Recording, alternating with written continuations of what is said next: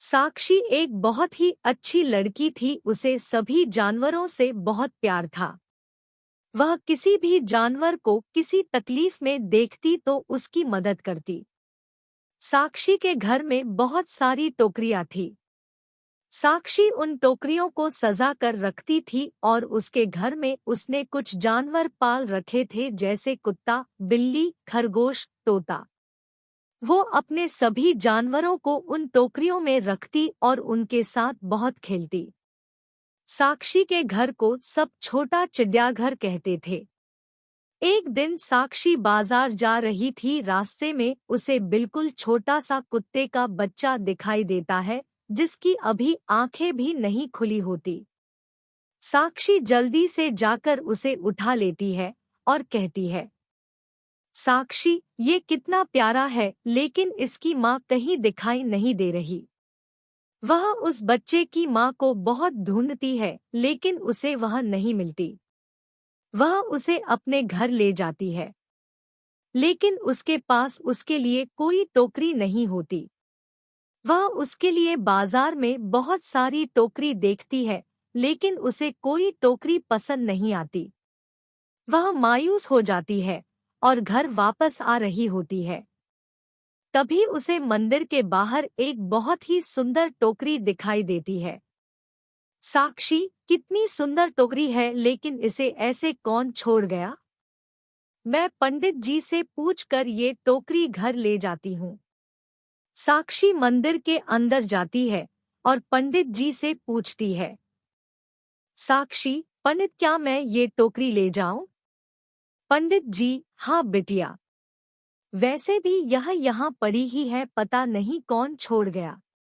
अब साक्षी वो टोकरी घर ले जाती है और उसमें छोटा सा बिस्तर लगाती है और उस बच्चे को उसमें रखती है।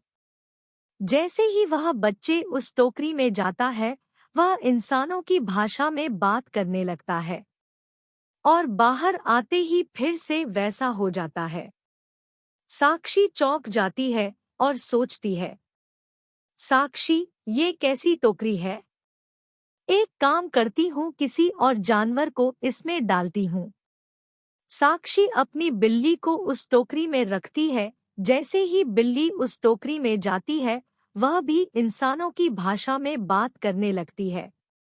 अब साक्षी समझ जाती है कि ये टोकरी का ही कमाल है और साक्षी उस टोकरी को संभाल कर रख देती है और उस डॉगी के लिए दूसरी टोकरी तैयार करती है। लेकिन जब भी साक्षी को किसी जानवर से बात करनी होती है, साक्षी उन्हें उस टोकरी में डाल देती है। साक्षी को बहुत अच्छा लगता है जब जानवर साक्षी को जब अपने मन की बात बताते हैं। एक दिन पड़ोसी साक्षी को अपनी बिल्ली और सभी जानवरों से बात करके देखता है। वह सोचता है, साक्षी के पास जो जानवर है वह बोल सकते हैं। पड़ोसी, क्यों ना मैं इन जानवरों को चुराकर चिड़ियाघर में बेच दूं? मुझे बहुत सारे पैसे मिलेंगे, क्योंकि बोलने वाले जानवर किसी ने देखे ही नहीं होंगे। अब पड़ोसी साक्षी के जानवरों को चुराने का प्लान बना लेता है और गलती से उस दिन साक्षी उस जादुई टोकरी को जानवरों के पास ही भूल जाती है। अब रात को पड़ोसी चुपके से जानवरों को चुराने के लिए आता है और जैसे ही वह जानवरों को चुराने के लिए सबसे पहले बिल्ली को हाथ लगता है, वह बिल्ली बन जाता है और उसको देखकर सारे जानवर आवाज करने लगते हैं। साक्षी भागकर वहां आती है। साक्षी, क्या हुआ? तुम सब इतना तेज क्यों चिल्ला रहे हो? इतने में उसकी नजर दूसरी बिल्ली पर पड़ती है और साक्षी सोचती है, ये कहाँ से आई? वह उस बिल्ली को टोकरी में बैठाती है और उससे पूछती है, वो कौन है? पड़ोसी, मैं तुम्हारा पड़ोसी हूँ। मैं तुम्हारे जानवरों को चोरी करने आया था, लेकिन पता नहीं कैसे मैं बिल्ली बन गया। इतने में टोकरी में से आवाज आती है, यह सब मैंने किया है।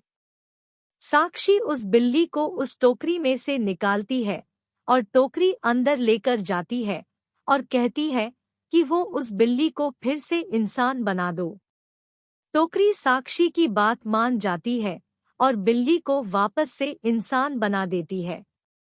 पड़ोसी साक्षी से माफी मांगता है और कहता है, पड़ोसी मुझे माफ कर दो, अब मैं कभी ऐसा नहीं सोचूंगा और ये बात किसी को नहीं बताऊंगा। साक्षी उसे जाने देती है और उस टोकरी को सुरक्षित रख देती है।